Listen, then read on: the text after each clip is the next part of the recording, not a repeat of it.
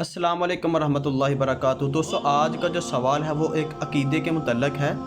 سوال یہ ہے کہ حدیث کے اندر آتا ہے کہ تم جہاں بھی چہرہ کرو گے تو اللہ تعالیٰ کا چہرہ وہاں پاؤ گے۔ اس کا مفہوم، اس کا مطلب، معنی کیا ہے اس کا؟ آئیے دیکھتے ہیں اس ویڈیو کے اندر۔ السلام علیکم۔ فَأَيْنَمَا تُوَلُّوا فَثَمَّ وَجْهُ اللَّهِ، جدھر بھی تم اپنا منہ کرو، رخ کرو، ادھر اللہ تعالیٰ کا چہرہ ہے۔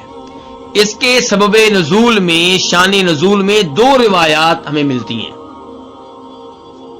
پہلی روایت جسے امام ترمذی اور ابن ماجہ وغیرہ روایت کرتے ہیں، عامر بن ربیعہ رضی اللہ تعالیٰ عنہ سے، کہتے ہیں کہ ہم نبی صلی اللہ علیہ وسلم کے ساتھ تھے، اندھیری رات تھی، نماز پڑھنے لگے تو قبلہ معلوم کرنا مشکل ہوا، قبلہ ہم معلوم نہیں کر سکے۔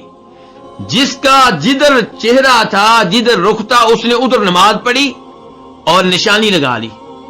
صبح ہوئی تو نبی علیہ الصلوۃ والسلام سے اس موضوع پہ بات ہوئی تو اس بارے میں یہ آیت نازل ہوئی، فَأَيْنَمَا تُوَلُّوا فَثَمَّ وَجْهُ اللَّهِ، جدھر بھی تم اپنا چہرہ کرو، اپنا رخ کرو، ادھر ہی کیا ہے؟ اللہ کا چہرہ ہے۔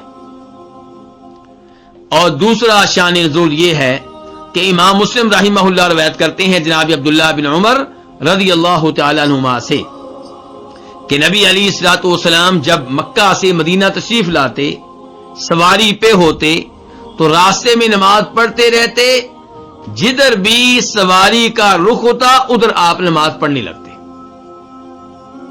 یعنی کہ سواری کا رخ قبلہ کی طرف ہوتا یا نہ ہوتا، آپ اس بات کی پرواہ نہیں کرتے تھے۔ اور یہ کون سی نماز ہے؟ نفلی نماز۔ فرض نماز میں ایسا کرنے کی اجازت نہیں ہے۔ تو یہ دو سبب نزول ہوئے۔ پہلے سبب نزول کا تعلق تھا فرض نماز سے، اور دوسرے سبب نزول، شان نزول کا تعلق ہے کس سے؟ نفل نماز سے۔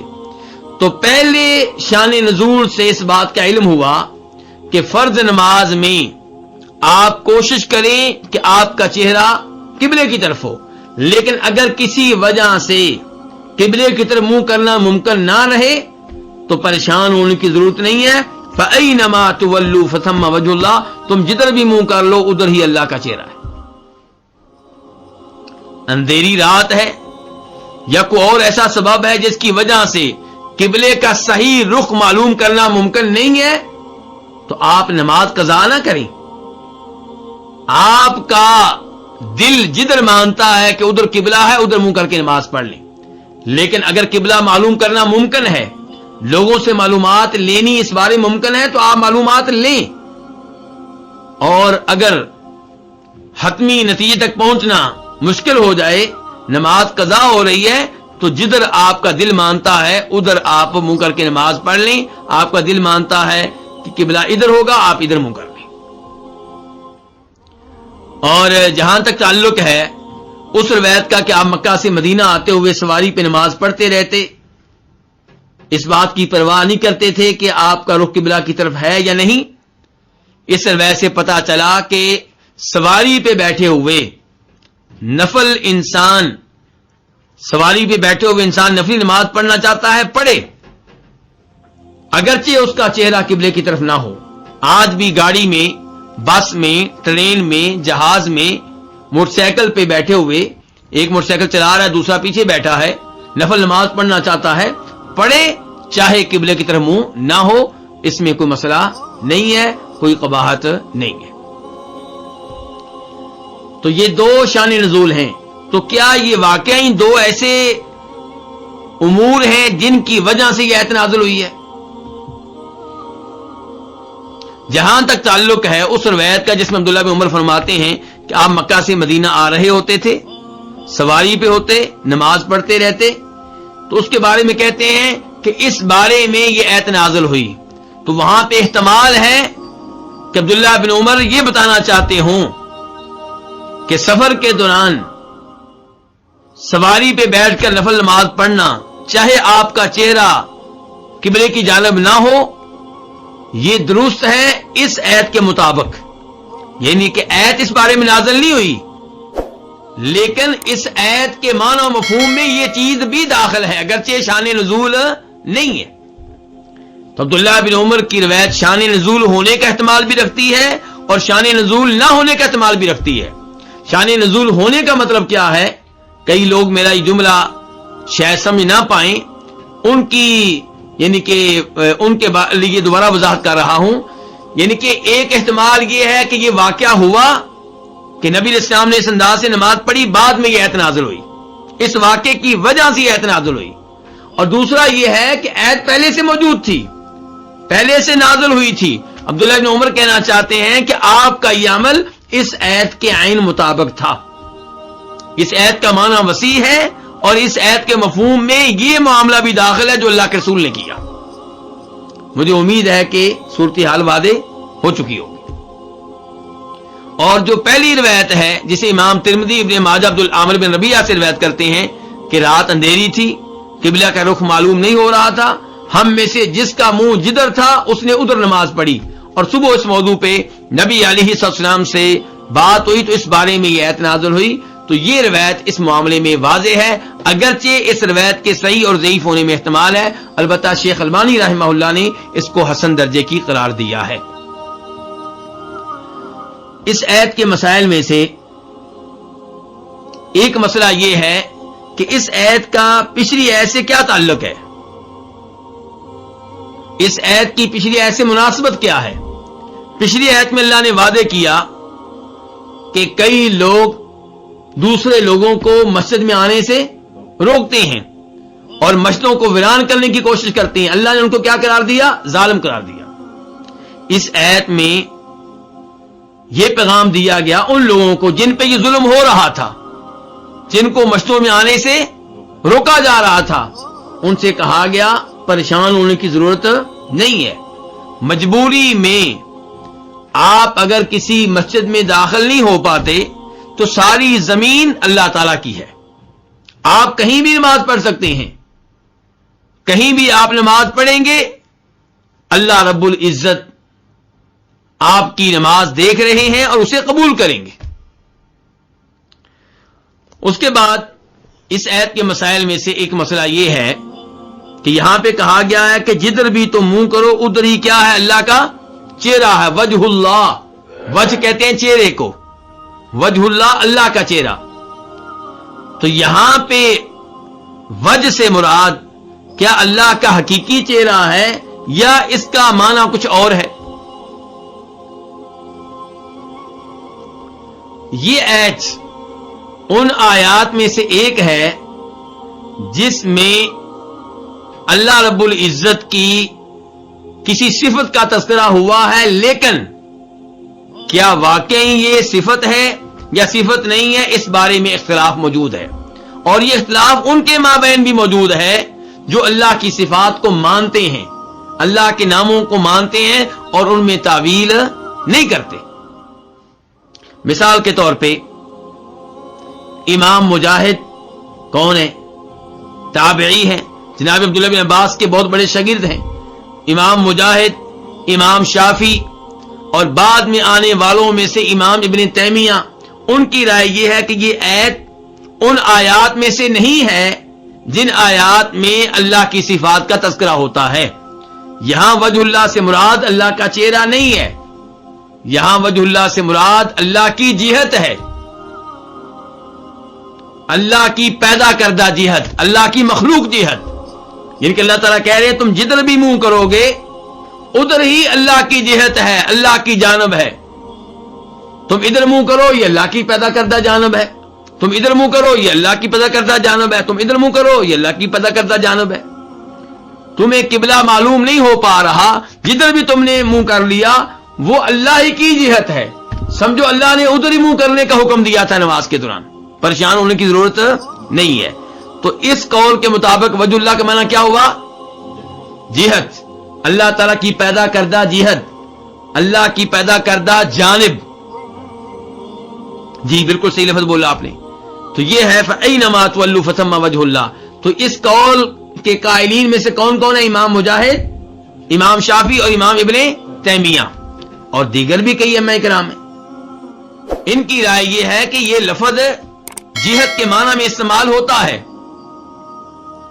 آپ کہتے ہیں قصدت هذا الوجه، میں نے ارادہ کیا ہے اس جانب کا، یعنی کہ میں ادھر جا رہا ہوں. لفظ کیا بولا آپ نے؟ الوجھ.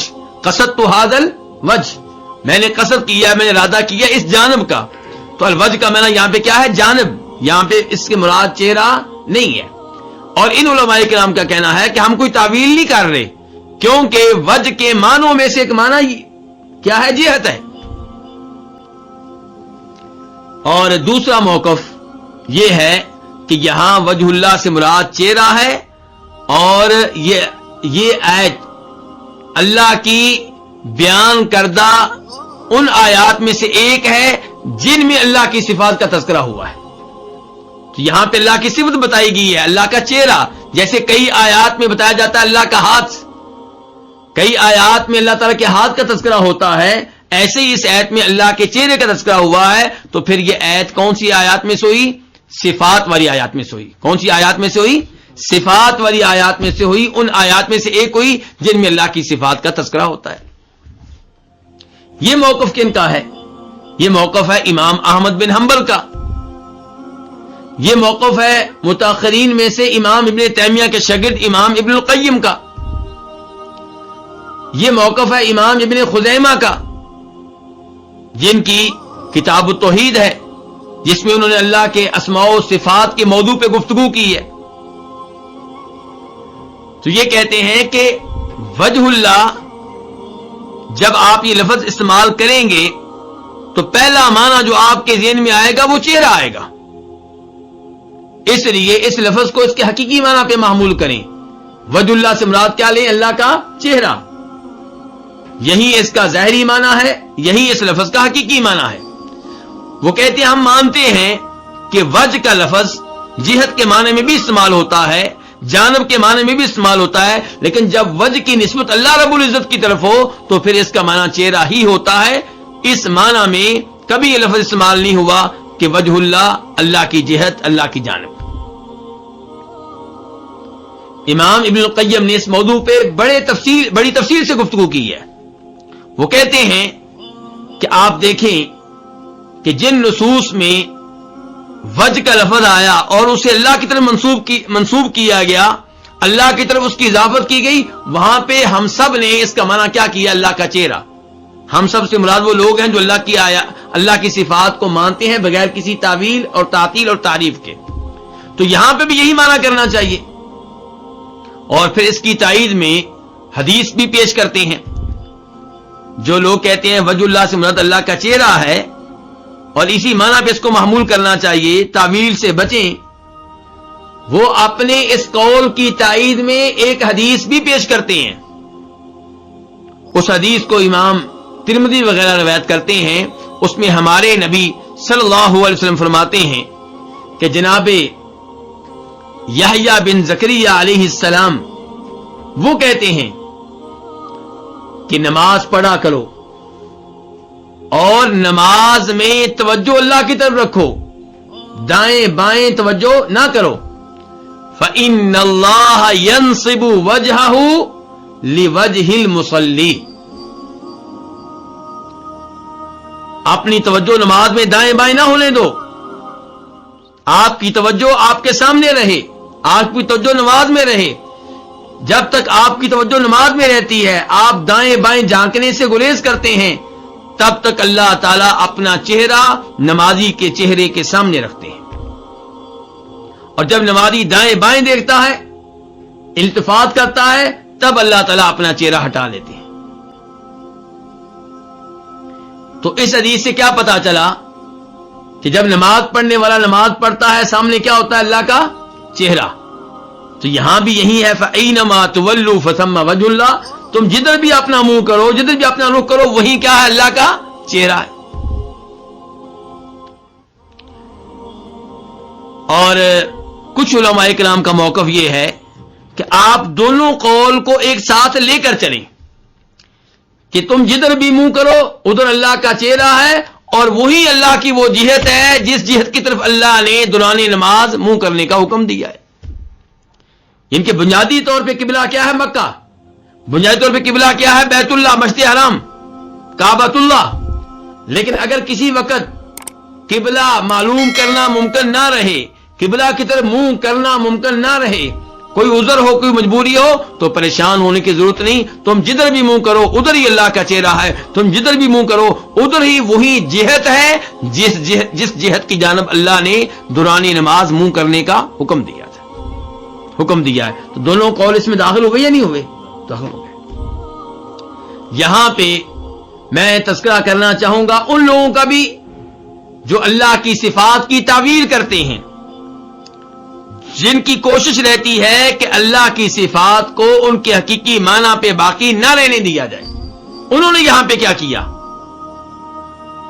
انہوں نے یہ کہا کہ فسمى وجہ اللہ، یہاں پہ کہا گیا ہے کہ اللہ کا چہرہ ہے، مراد اللہ کا چہرہ نہیں، مراد اللہ کی ذات ہے.